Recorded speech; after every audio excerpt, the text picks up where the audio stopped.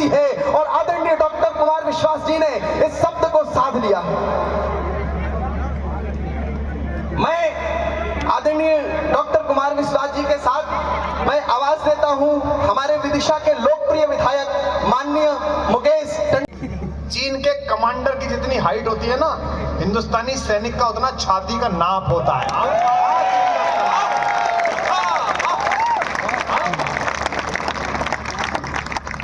जिस दिन सदैव शांत रहने वाले माननीय राजनाथ सिंह जी रक्षा मंत्री को क्रोध आ जाएगा, उसी दिन कह देंगे बेटा जसवंत लेटे लेटे मार।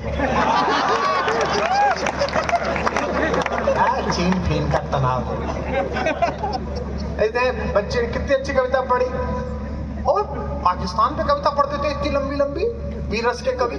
हमको 33-34 साल हो गए। हमसे एक ने पूछा, पत्रकार ने, दैनिक भास्कर ने, आपने नहीं लिखी पड़ोसी मुल्क की कविता? मैंने कहा मैं शाश्वत विषयों पर कविता लिखता हूँ, जैसे प्रेम हजारों वर्ष पहले था, आज है, कल भी रहेगा। पाकिस्तान में 1947 से पहले नहीं था, आज है।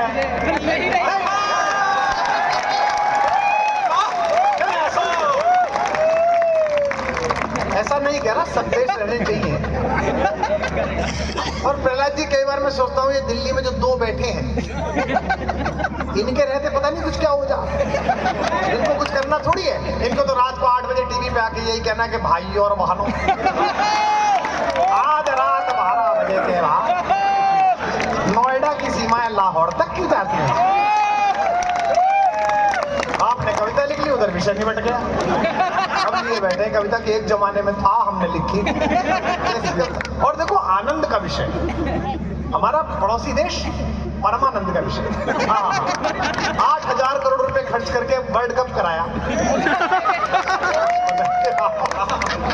52 करोड़ के टिकट बिके।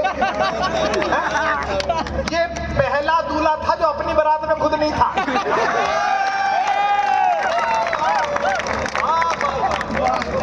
तो भाई मैं फाइनल हुआ, मैं भारत जीत गया, लौट आया है। किसने करा? भाई साहब हमने। बोले आप कौन? हम लड़की के बाप। बोले आप बहुत दिखाई दे रही थे। बोले हमारा प्रवेश बंद था, हम आतंकी है ना, इसलिए मना कर। उसका आनंद।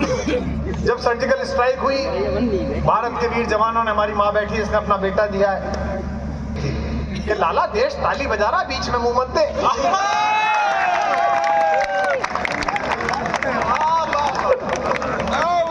फिर पूछ रहा है, लोग मुझे थप्पड़ क्यों मार रहे हैं? देश ताली बजा रहा है, तू बीच में मुंह दे रहा है। तो हमने सेना की प्रशंसा कर दी कि सेना के वीर जवानों ने कमाल कर दिया, ये कर दिया। तो मैं बड़ा उत्साह में 2-3 दिन रहा वीर रस में। मेरे अंदर का हास्य रस तब पैदा हुआ जब 2 दिन बाद मैंने YouTube पे पाकिस्तान का चैनल देखा। ओ हंसते हंसते परेशान। लाइव आप अभी देख लेना क्लिप। जब अंदर जाके भारत के सिपाही मार आए, नेस्तनाबूद कराए, तो रक्षा मंत्री से ऑफिशियली पत्रकारों ने पूछा कि साहब वो भारत के जहाज अंदर घुस गए, कितना नुकसान हुआ है? तो खान साहब बोले कि वो जी नुकसान का अंदाजा नहीं पता चल लिया है, क्योंकि उधर लाइट नहीं थी। मैंने कहा खान साहब घर जाओ, वहां भी लाइट नहीं थी। नुकसान बढ़ सकता है।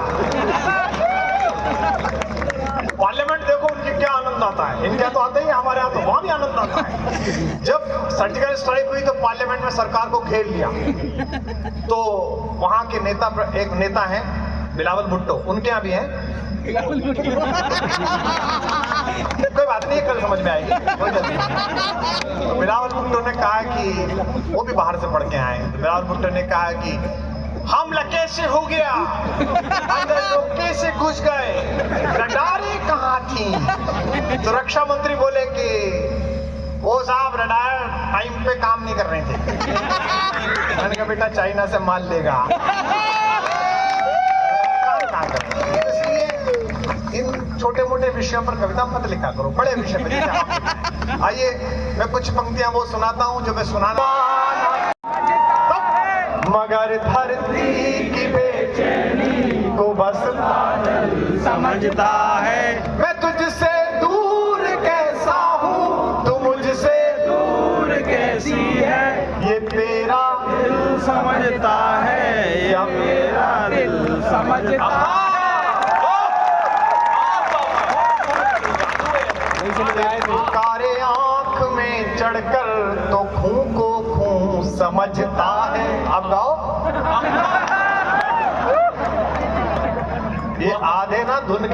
कर रहे हैं कार्यक्रम।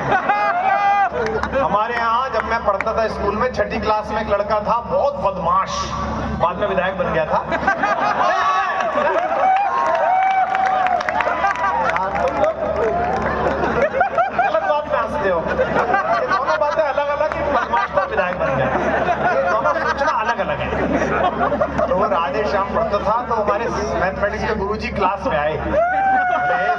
पहाड़े कहाँ तक याद है? राधे श्याम बोला अजो साहब याद थे नहीं। उधर से गुरुजी चले जाएंगे।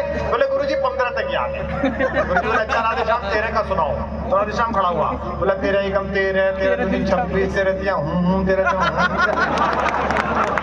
गुरुजी ने कहा ये हूँ क्या है? बोले गुरुजी फिगर भूल गया, धुन पूरी याद है।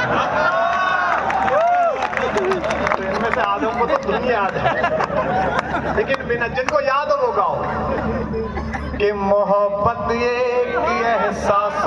मेरे मन का मलाल तोड़ देना अपनी तालियों के गुंजन से, ताकि गीत खड़ा हो पाए।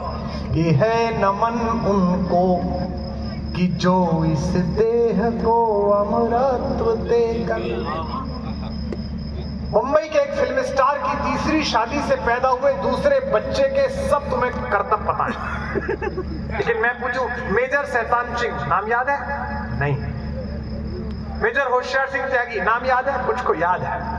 कहानियां पढ़ो परमवीर चक्र विजेताओं की। मैं सौभाग्यशाली हूं कि मैं जिस गांव में रहता हूं, जिससे आया हूं, जो जीवित एकमात्र परमवीर चक्र है, योगेंद्र सिंह यादव, वो मेरे गांव का रहने वाला, मेरे पड़ोस का रहने वाला है।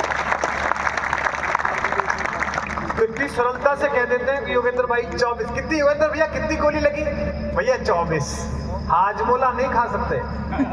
24 गोली खाई उसने, और उसके बाद बेस कैंप तक आया और बताया कि आक्रमणकारी आ गए, उसी की वजह से हम अपनी सीमाओं की रक्षा कर सके। तब पंक्ति पढ़ रहा हूं कि है नमन उनको कि जो इस देह को अमरत्व देकर इस जगत में शौर्य की जीवित कहानी हो गए हैं। अब अगली पंक्ति पर जागना।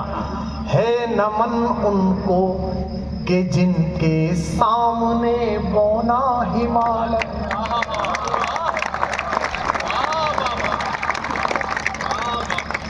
आधी पंक्ति पर ये कलम है, तो पंक्ति पूरी होने पर तो फूल बिखर जाएंगे आपकी तालियों के। है नमन उनको कि जिनके सामने बौना हिमालय, जो धरा पर गिर पड़े पर आसमानी हो गए।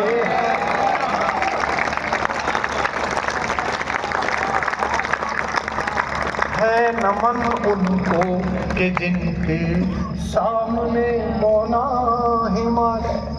उस लड़के के पिता है, उस लड़के की माँ है, उस लड़के का भाई है। मैं सबको एक एक पंक्ति दूंगा, हर पंक्ति पर आपका वाह और कर्तव्य उठे। पिता जिसके रक्त ने, कितने सरल थे वो, उन्हें पता ही नहीं था उन्हें इस देश को क्या दे।